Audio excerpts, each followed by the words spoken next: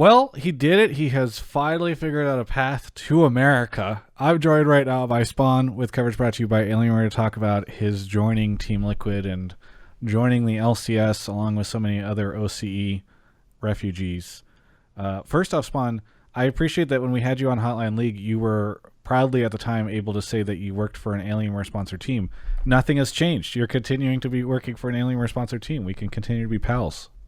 Look, Travis, much like you, Alienware has been very good to me over the years. Like, they have nearly single-handedly kept me in esports, it seems. So, yes, once again, working with Liquid and be working out of the Alienware training facility as well. So, I'm really excited because I think that if there was... I keep saying this, but I put off the move to North America for so long, but now that I have made the move, I'm just so happy I made it with Liquid because it was one of a couple of teams I would have wanted to go to. But I think for a lot of people, like, Liquid has to be like at the top of the list for sure.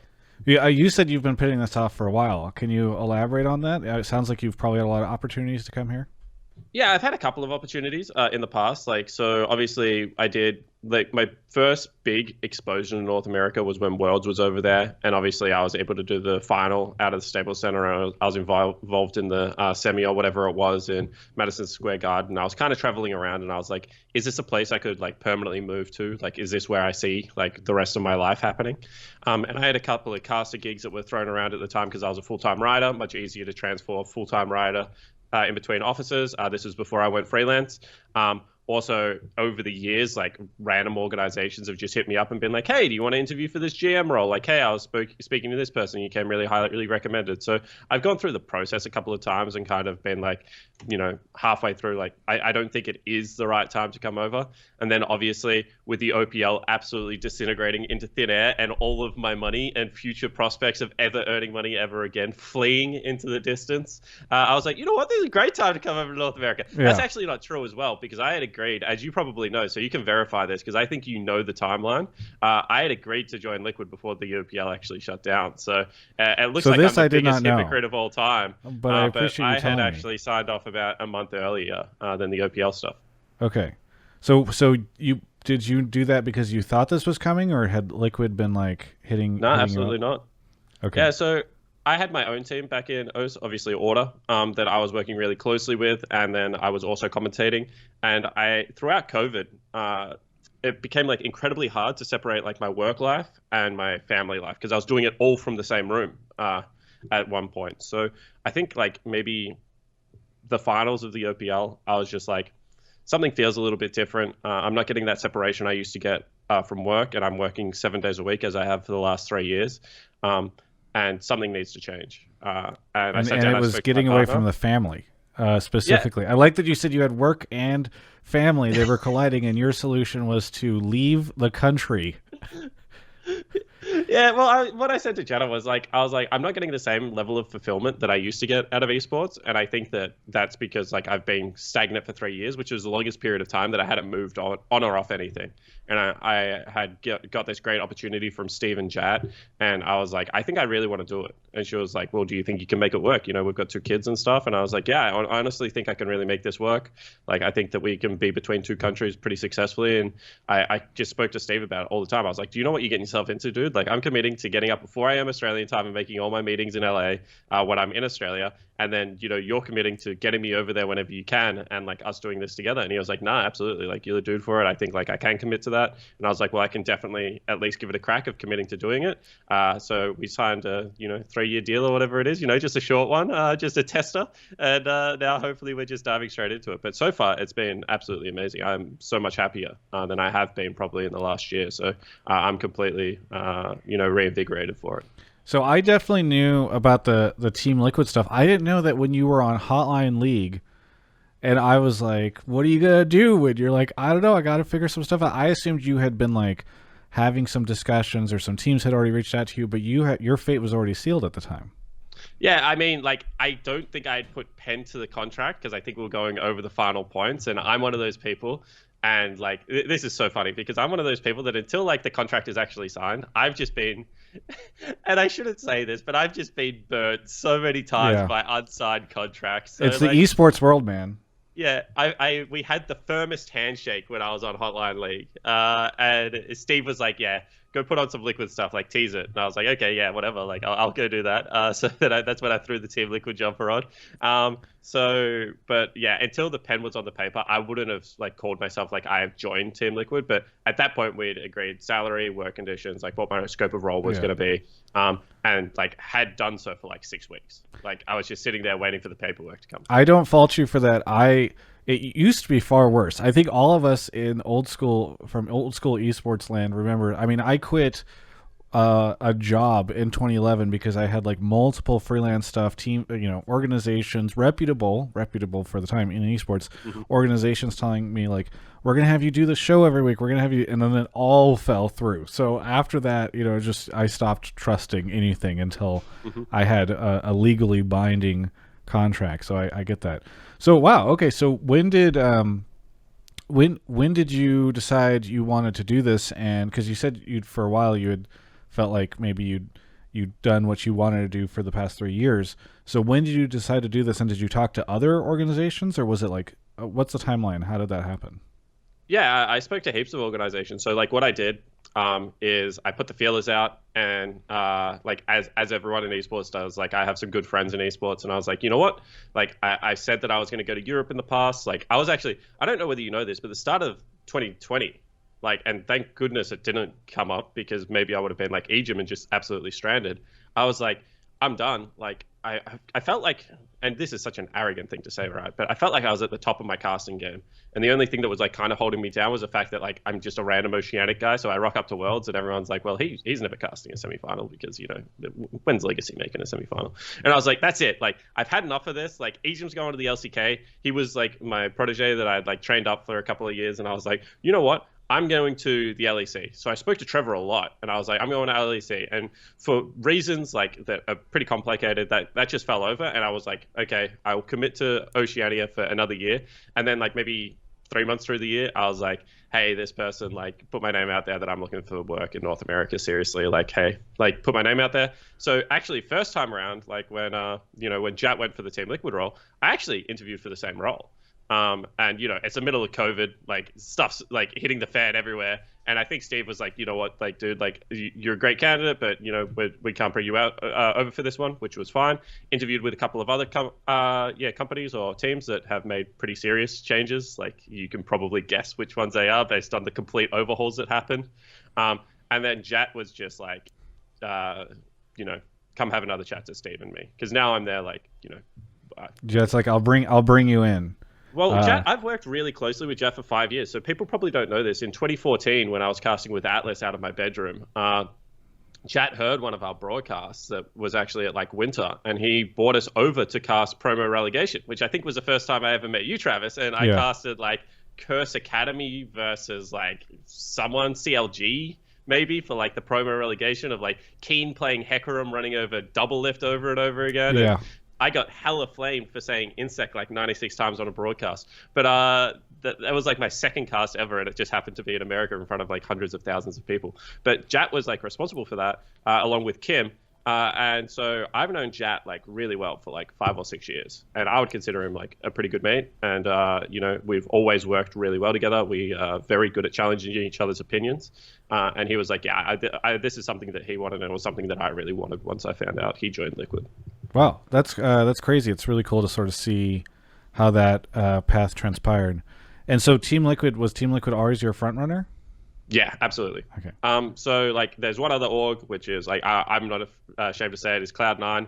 They've never really shown all that much interest. Like I've had a couple of conversations with people from Cloud9, but I've never really had that chat of like, do you want to go there? Whereas like, I think like they're the two best orgs in North America, in my opinion. Yeah. They're the two that I would work for. So Jat really helped you out, and then Quickshot scammed you. That's wild. I can't believe that these two casters would play this differently. No, Quickshot didn't scam me, and like the whole meme of like Quickshot runs the LEC is like, you know what, bureaucracies run everything, Travis. There's like producers everywhere, and like heads of esports everywhere, and head of talent, which is Quickshot. So that part of it he has to take the blame for. But I'm also really good mates with Quickshot as well. The people that still respect the Queen need to stick together. So I'm not gonna let you do a man like that. You two with your accents are close enough that Americans would confuse where you're from. Correct. So I think it makes sense. Well, I mean, it works out for you to be in LA, I guess, over Germany, because I feel like the flight back to Australia, while still not delightful, is much easier perhaps than flying from Germany.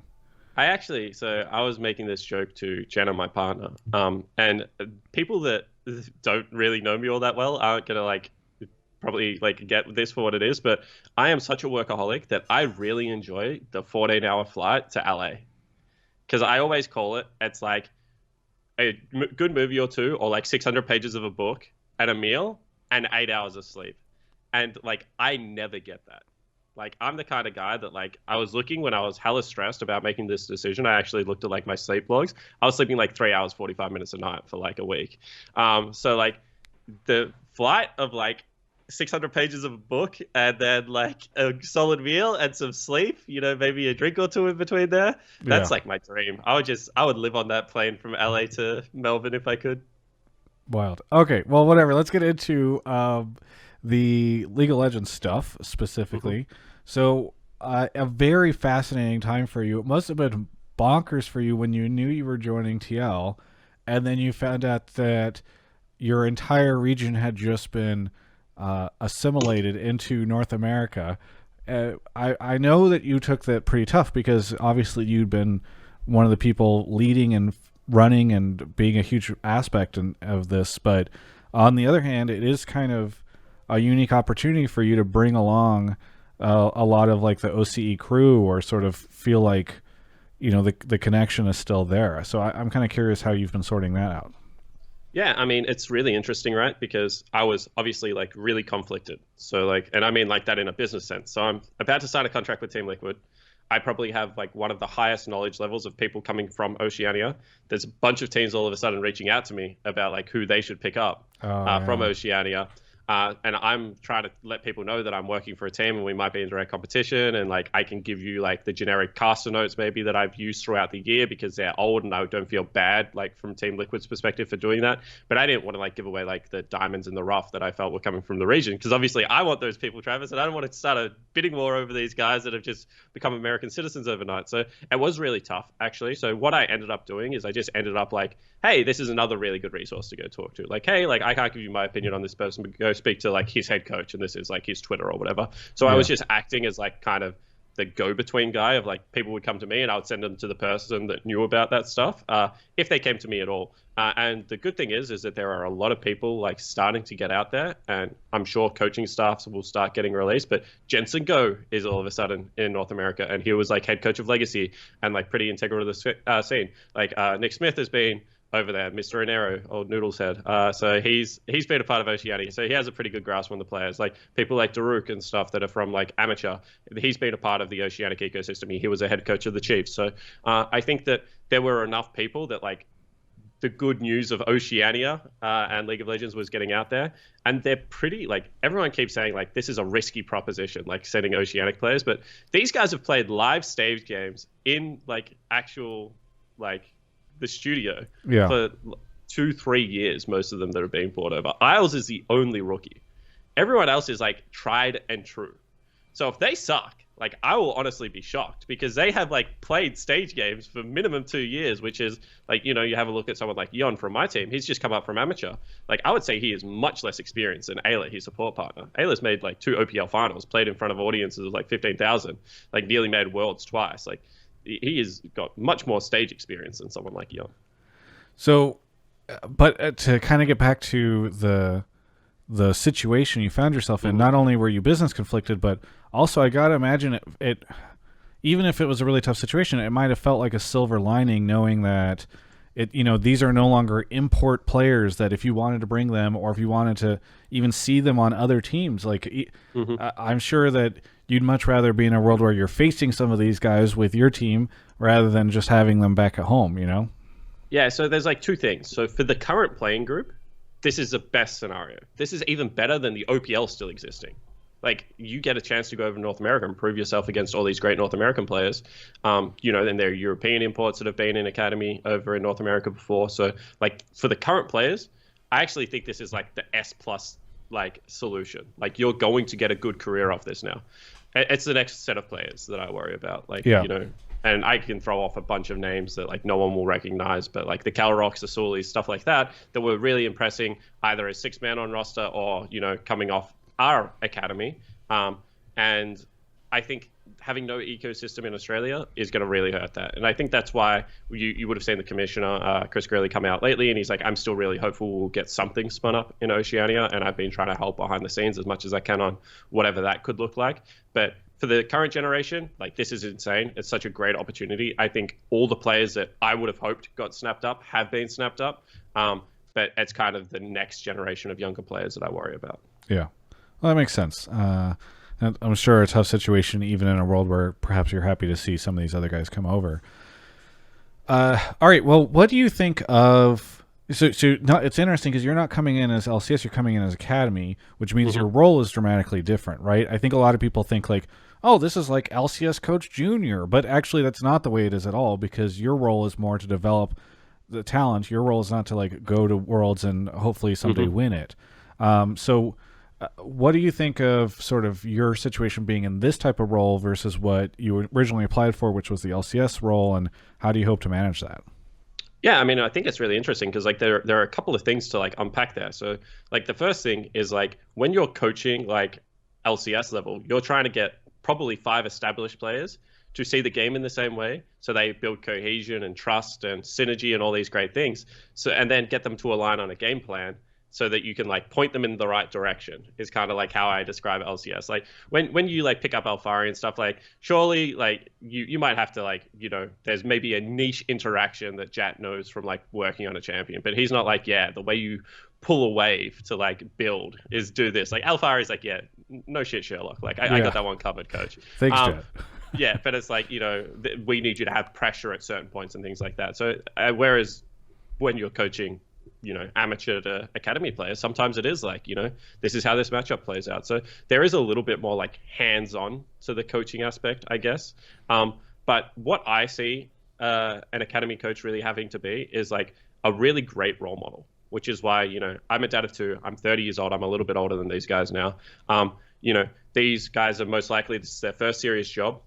Because, in the American system, you come out of school, go into college or university or whatever, like maybe you've had a part-time job, but like if you get them before 22, you're nearly guaranteed that they haven't done like full-time structured work.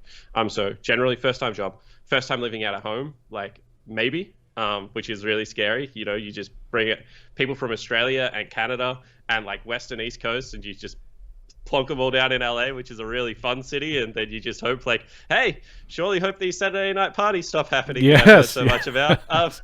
So like you have to have someone that can like manage all of that. Then like good food, good exercise, good mental health and wellness. So I think like across the board, like you have to be able to wear like so many different roles as an academy coach. Whereas if you pick up an LCS team, some of those things might be applicable, but you got someone like Jensen. He's like, I've done this for years, dude. Like I know where my apartment is. I know where Sortel is. I know what I can do for myself, like to be successful. So like, once again, there might be coaching because everyone's at different levels, but it's just not the same kind of thing. So I'm actually very excited for the academy role. Like I'm pretty proud that I get to like influence and shape like young people's lives, and in this case a lot of young male lives in particular.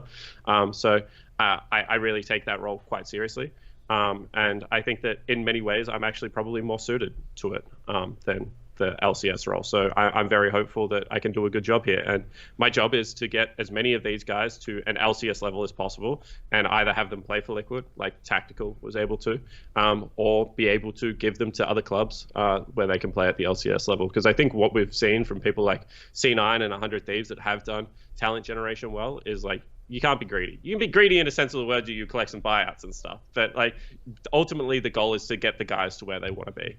And I think that those orgs do that really well, and I hope that I can start doing that well as well. Is it weird for you to be stepping into the ecosystem at a time where we are having dramatic changes to the way that amateur and academy works, right? Like you're coming in at a time where we've basically blown up the whole system and it looks wildly different. Yeah, absolutely. It's weird because it's weird for a couple of reasons. Like, I need to be there when my team plays, and I signed the contract with an understanding my team was going to play this period of time, and now my team is playing just vastly different periods of time. So like in that sense, yes, it's weird. It's also weird in the sense of like now there are some big decisions to make. Like, is a third team structurally the best way to have like practice, and what's the amateur circuit going to look like, and what is the value of that?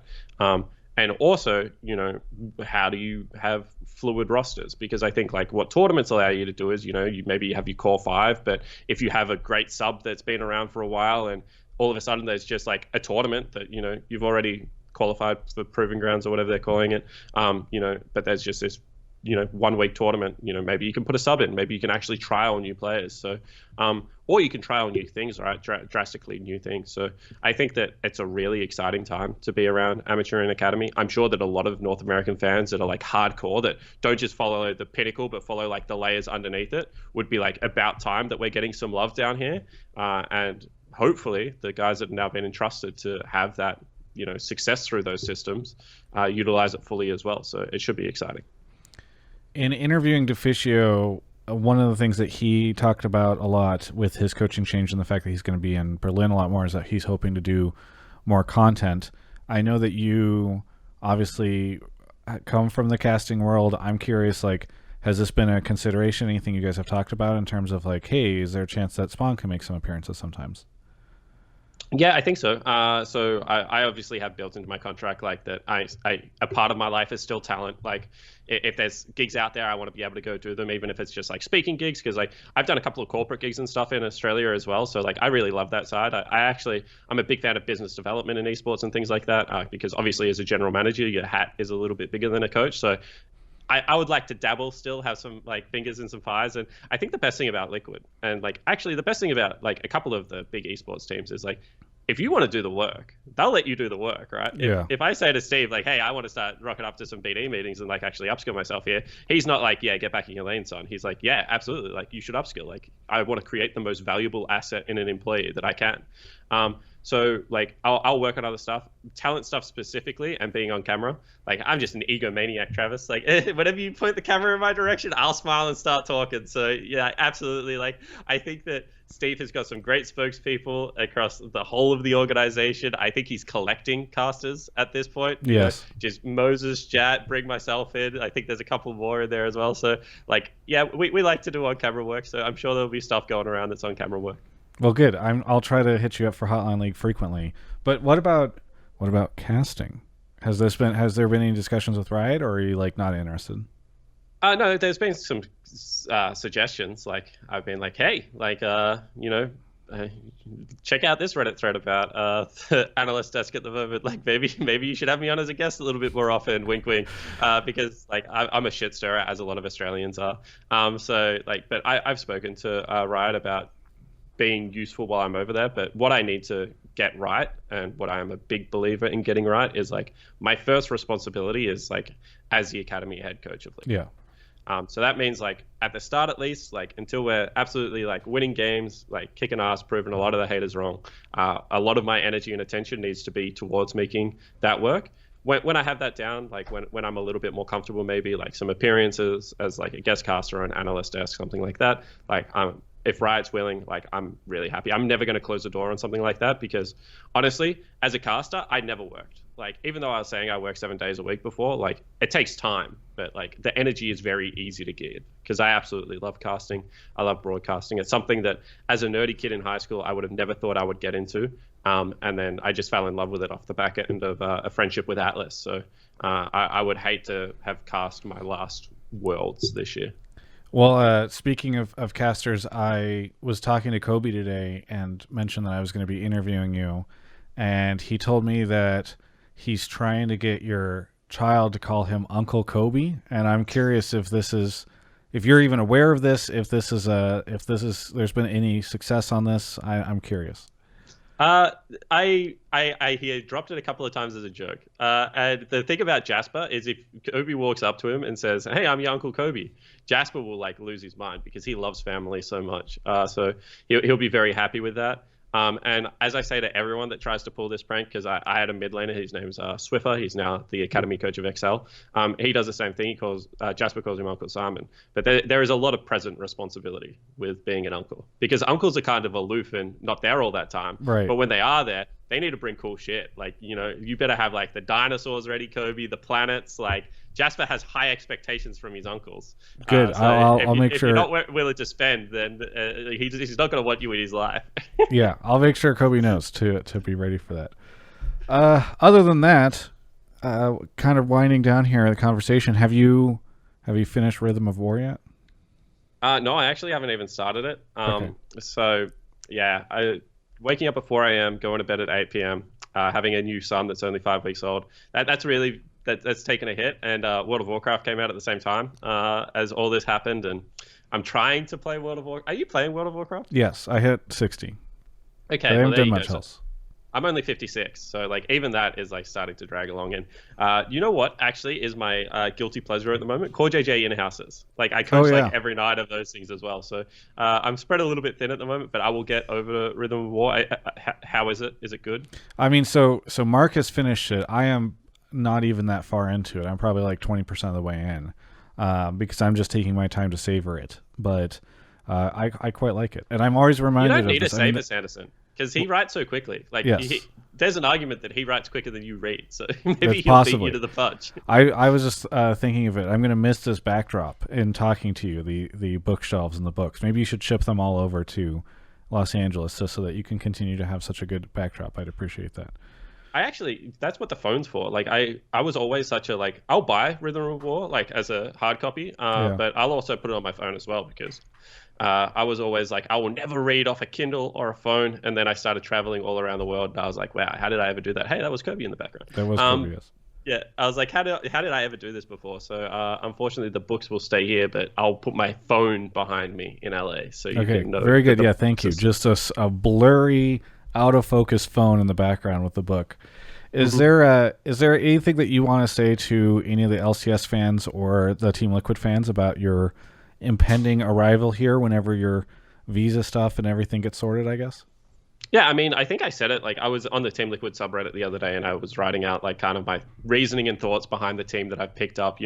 Keeping around Greg, Amaro, and just a couple of other things. And like the biggest thing I always say is at the start of the season is if you're a fan, get excited. Like, off seasons are the most entertaining times to be a fan. Like, I'm a fan of like some traditional sports as well. My man Russell Westbrook's just being shipped around America at the moment. He's now in Washington, and like you ride the ups and downs of your team, and like I get that. But at the end of the day, like I'm willing to cop everything on the chin if the game one that we play, everyone's in Twitch chat supporting the boys. And then like if we stuff up from there, then flame me. Like I'm all about being flamed. I flame people all the time as well. Like it's a great part of life. But like actually get on board, support the team, hopefully support me.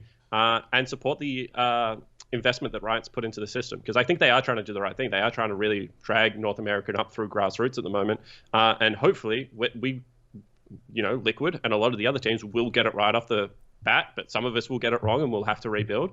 But just support that and be invested in it and continue to cheer for League of Legends. And also watch Jat's team, because Jat's team's like insane. Have you seen a roster like as stacked as the Team Liquid main roster?